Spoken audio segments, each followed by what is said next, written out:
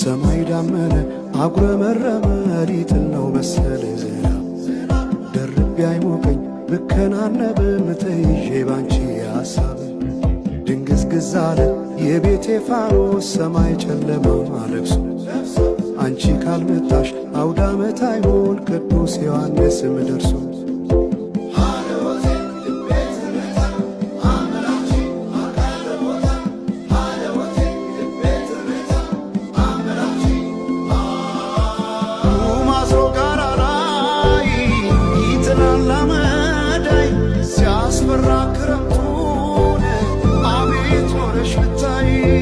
ገብቼ ከፍኙነ ገሉን ብለኩሰው ለካ ቢነድሳት አይሞቅም ያለ ሰው በፈካ ሰማዩ በሄዱና ናምሌ